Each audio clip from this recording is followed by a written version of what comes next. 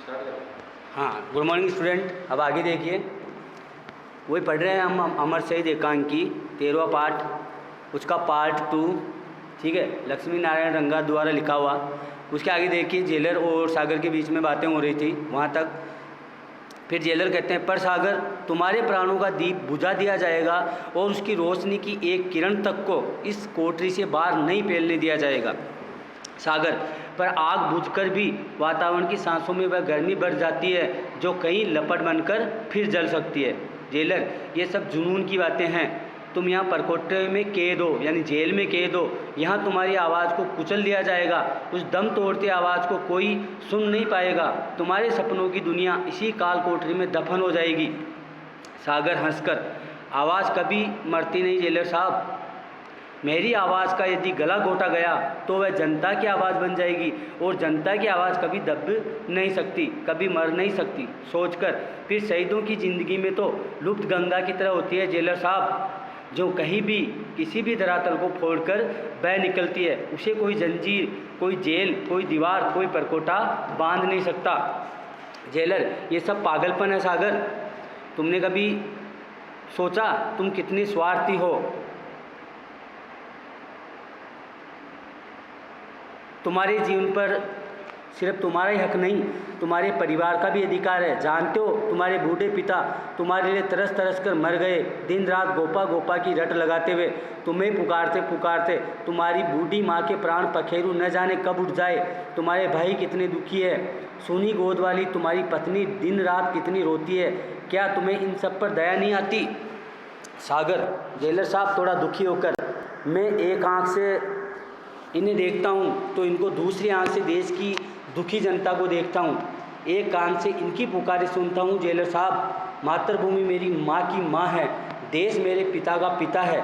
मेरे देशवासी मेरे परिजनों से, मेरे घर वालों से बढ़कर है। यदि मेरे घर वालों के दुख आंसू भारत माता के होठों पर सुख स्वतंत्रता की मुस्कान रचा सके तो मैं अपने परिवार की हर एक कहा, हर आंसू को सहने को तैयार हूँ।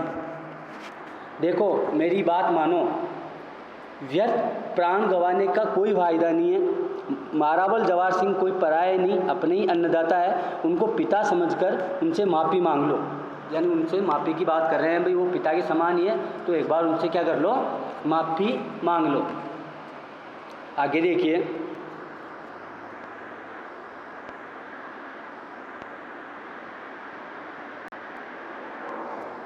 चिल्लाकर नहीं, कभी नहीं, उस खूनी दरिंदे से माफ़ी जिसने जैसलमेर की सारी जनता के भविष्य को अंधेरे में ढक रखा है, जिसमें कानून और अदालत को काली कठपुतली बना रखा है, जो चोर डाकू और खूनियों के बलबूते पर राज्य चला रहा है, उससे माफ़ी दत्त कभी नहीं। जेलर, तो वे तुझे मार डालेंगे। उनका कानून, उनका दंड तेरे इस घमंड को चूर चूर कर देगा। तुम्हारे सागर बोलता आगे, कानून और दंड के काले हाथ फूल को डाली से नोचकर मसल सकते हैं जेलर साहब, पर उसकी महक यानी उसकी खुशबू को नष्ट नहीं कर सकते। महक तो हवाओं की धरोहर होती है जो फैले बिना नहीं रहती। वे मेरे तन को दबा सकते हैं, मेरे मन को नहीं। मुझे मार सकते हैं, मेरी भावनाओं को नहीं, मेरी आत्मा को नहीं।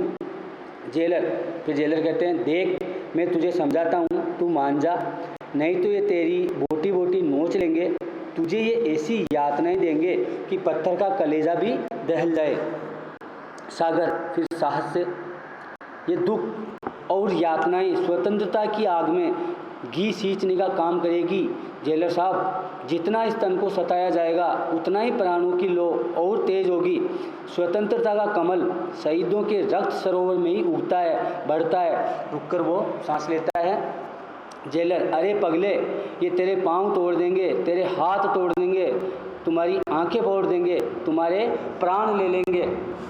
सागर हंसकर, मातृभूमि के दीवाने तन का जीवन नहीं, मन का जीवन जीते हैं। फिर मेरे हाथ टूटने पर यदि मेरे देश का एक कदम आगे बढ़े, मेरे हाथ टूटने पर यदि देश के हाथ थोड़े बहुत भी मजबूत हो, तो मेरी आंख फूटने से यदि देश को नई नज़र मिले, मेरे प्राण लेने से यदि देश को नया जीवन मिले, तो मैं इन्हें खोना अपना परम सौभाग्य मानूंगा। मेरा नाम सागर है जेलर साहब, मेरी गहराइयों को तोप और तलवार हिला नहीं सकती। ठीक है, आगे देखिए। जेलर, अब तुझे कैसे समझाऊं, मेरा तो यही कहना है। बाहर से अब वापस गुमान सिंह बोलता हुआ आता है, उसके हाथ में बेंत है, डंडा है, वह गुस्से में नजर आता है, साथ में बीरबल आदि बाकी सिपाही भी उसके साथ ही है। गुमान सिंह कहता है, यह आपका कहना नहीं मानेगा जेलर साहब, मेरा कहना मानेगा। आपकी मीठी चाल से ये बस में नहीं आएगा, लातों के भूत बातों से नहीं मानते।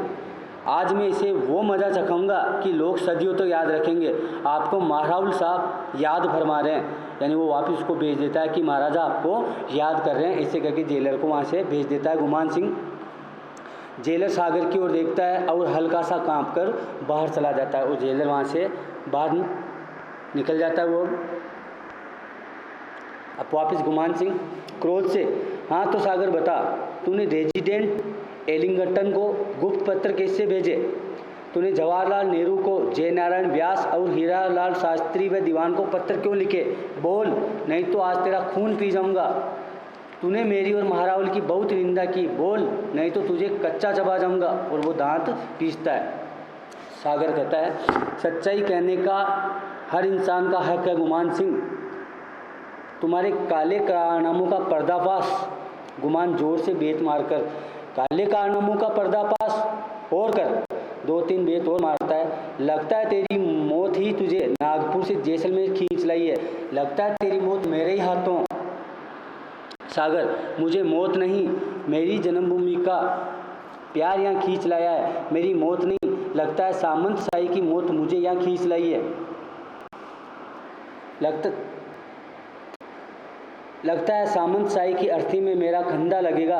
लगता है महाराज और तुम दोनों, गुमान चीखकर, चुप रह बदतमीज, तेरी जुबान खींच लूँगा। और जोर से पुकारता है वो बीरबल, अहमद इसे ले जाओ और माचा चढ़ाओ, इसके मुंह, नाक, आँख और निचले अंगों में मिर्च भर दो, इसकी ऐसी हालत कर दो कि मौत के लिए भीख मांगे और मौत भी इसे भीख न दे। खींच डालो इसकी खाल। वे लोग आकर ज़बरदस्ती सागरमल को घसीट कर बाहर ले जाते हैं। गुमान सिंह कोठरी में कुछ सोचता हुआ चक्कर लगाता है। लगता है कोई भयंकर निर्णय लेने वाला है, यानी कुछ प्लानिंग कर रहा है, वो प्लान बना रहा है। थोड़ी देर में सागरमल की दिल दहला देने वाली चीखें सुनाई देती है, और वह उन लोगों का अट्टहास, उनकी जो है आवाज़ें। गुमान सिंह भी सागरमल का चीखना सुनकर मुस्कुराता है। ठीक है, और उसके साथ उसके अंगों पे मिर्ची लगा दी जाती है। सागर पीछे से आवाज़, नहीं नहीं, अरे मेरी टांग छिल रही है, अरे मेरे प्राण निकल रहे हैं, अरे अरे अरे मेरी आंखों में मिर्च डाल दी, आहा, अरे अरे मुझे छोड़ दो, अरे राक्षसों बस करो, अरे अरे ये मिर्च मेरे मत चढ़ाओ, अरे मेरे रोम रोम में आग लग गई, छोड़ दो मुझे। थोड़ी देर आवाज़ें आती है, फिर वे लोग हंसते हुए, अर्ध बेहोश कराते हुए सागरमल को लाते हैं। उससे चला नहीं जाता, लड़खड़ाता हुआ चलता है। उसके मुंह, आँख, नाक में मिर्च दबी हुई नज़र आ रही है। उसके निचले अंगों में मिर्च की लुगदी चढ़ाई हुई है। उसकी धोती खून से तरबतर है, यानी खून से भरी हुई है, सनी हुई है। लाकर वे उसे छोड़ देते हैं। वह धम से गिर जाता है। वे सभी जोर से हंसते हैं। सागरमल दर्द से तड़पता है और उसके मुख से चीख निकलती है और उसके मुख से आवाज़ें निकलती हैं। ठीक है, यानी वो उस पर अत्याचार कर रहे हैं। ठीक है, आगे देखिए।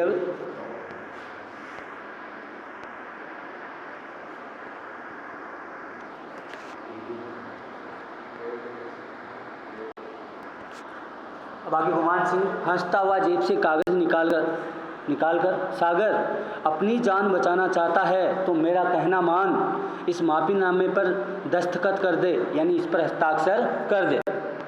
सागर चीख कर, मेरे मौत के पैगाम पर दस्तखत करा ले गुमान सिंह, पर माफ़ीनामे पर जीते जी दस्तखत नहीं करूंगा, लेकिन इस माफ़ीनामे पर तो मैं दस्तखत नहीं करूंगा। तुम लोगों ने पहले भी नारकीय यातनाएं देकर मुझसे गफलत में, यानी गलती से दस्तखत करा लिए और मुझे नाहक बदनाम किया। अब मैं हाथ कटवा सकता हूँ पर किसी कागज़ पर दस्तखत यानी हस्ताक्षर नहीं करूँगा। फिर गुमान सिंह बोलता है, तू क्या नहीं करेगा, तेरी छाया करेगी। तूने गुमान सिंह का गुस्सा नहीं देखा, देख या तो माफ़ीनामे पर दस्तखत कर दे।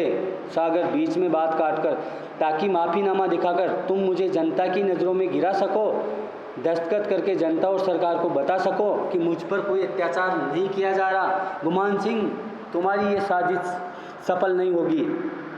गुमान सिंह व्यंग्य में हंसकर, गुमान का हर मोहरा ठीक जगह पर बैठता है सागरमल।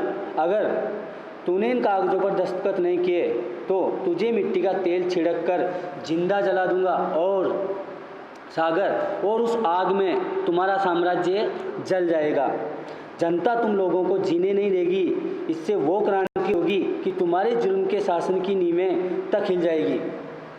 गुमान सिंह बोलता है, गुमान सिंह ने कच्ची गोलियां खेलना नहीं सीखा है सागर। तुमने जगह जगह पत्रों में लिखा है कि इस अत्याचार को नहीं सह सकता, इससे तो आत्महत्या ही करना अच्छा।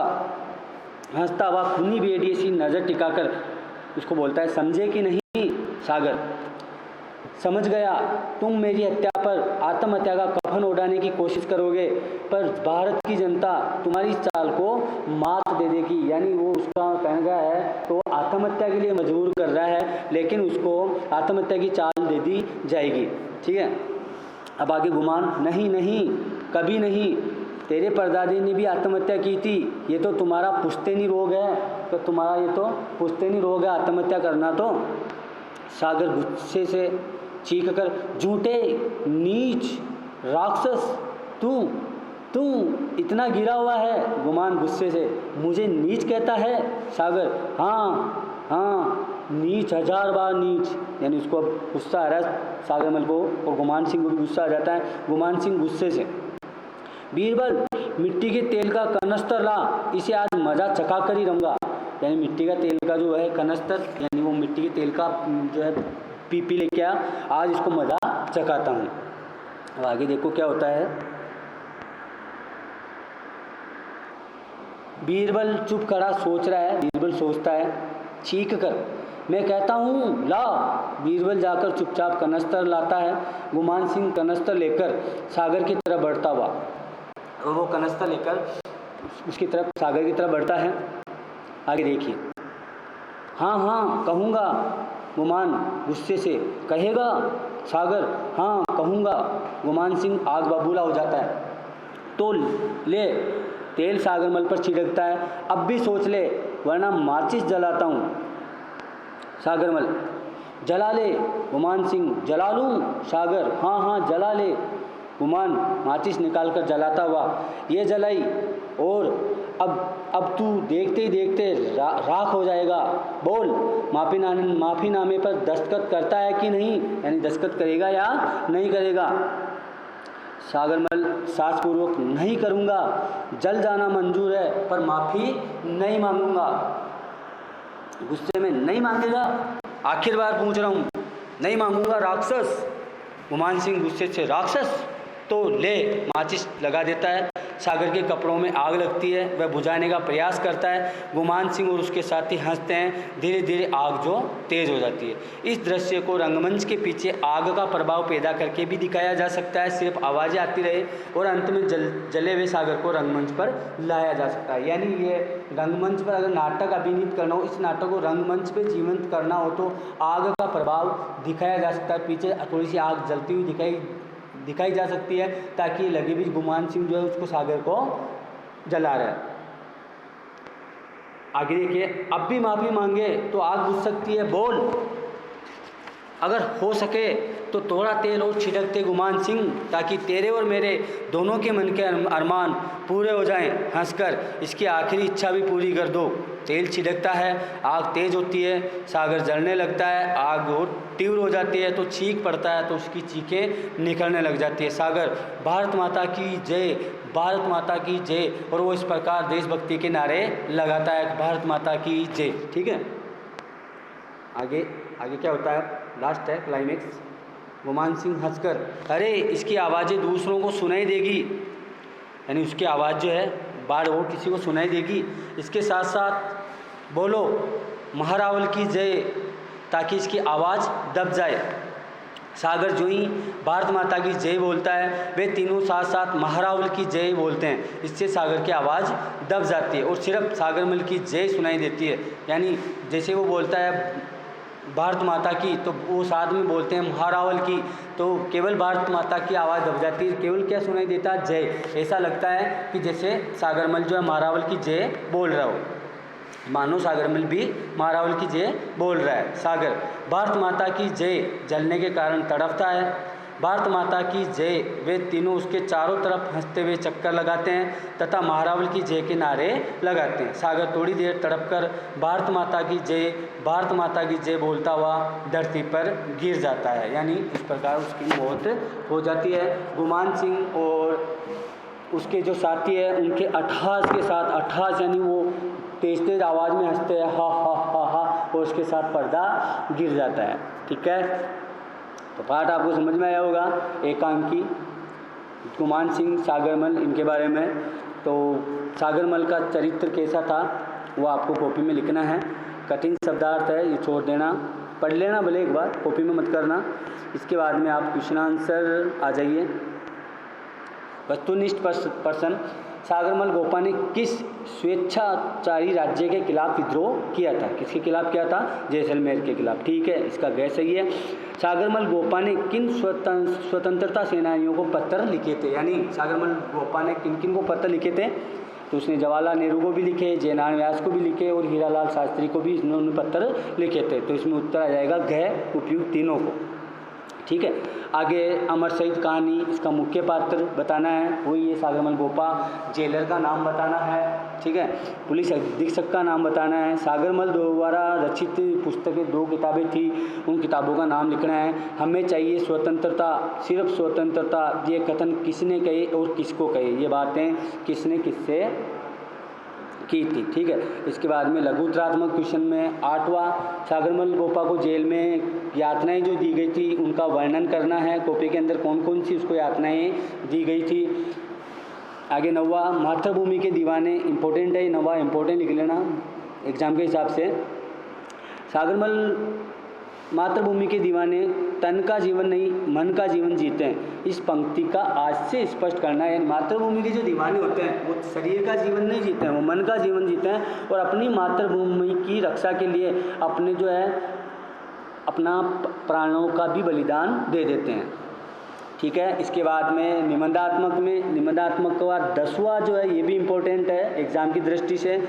अमर शहीद एकांकी के आधार पर सागरमल गोपा का चरित्र चित्रण करना है, ये बड़ा करना आपको निबंधात्मक है। चरित्र चित्रण में देशभक्ति की भावना और अत्याचारों के खिलाफ बोलने वाला, ठीक है, देशभक्ति अत्याचारों के खिलाफ आवाज़ उठाने वाला, किसानों का साथ देने वाला, मातृभूमि का रक्षक, मातृभूमि का प्रेमी, देश प्रेमी, इस प्रकार आपको जितने भी पॉइंट आते हैं 5-7 पॉइंट आते हैं वो पॉइंट आपको बनाने हैं, उसको 2-3 लाइनों में उसको एक्सप्लेन करना है। ठीक है, 11वां है संदर्भ व्याख्या कीजिए। संदर्भ व्याख्या करनी है तो इन दोनों में से कोई सा भी आप एक कर सकते हैं, ये आप पे निर्भर है कि आप इसका कै करते हैं या खे करते हैं, दोनों से है। तो इसकी व्याख्या करनी है, उसको थोड़ा सा आपकी अपने शब्दों में उसको थोड़ा सा एक्सप्लेन इसको कर देंगे। ठीक है, तो ये हमारा पार्ट हुआ, पार्ट कंप्लीट। एकांकी अमर शहीद लक्ष्मी नारायण रंगा, इंट्रो में मैंने इसके बारे में बता दिया था, उनकी रचनाओं के नाम, इनका जन्म वगैरह कहाँ हुआ, और एकांकी जो थी ये किसके बारे में है, इसके बारे में भी आपको बता दिया था। आशा है आपको पाठ समझ में आया होगा। ठीक है, उसको आप सुने, ईयरफोन लगा के सुने, आपको अच्छे से समझ में आ जाएगा पाठ, कोई समस्या नहीं आएगी। ठीक है, ओके, धन्यवाद। पढ़ते रहिए, देखते रहिए वीडियोज, इसका दूसरा पार्ट। ओके।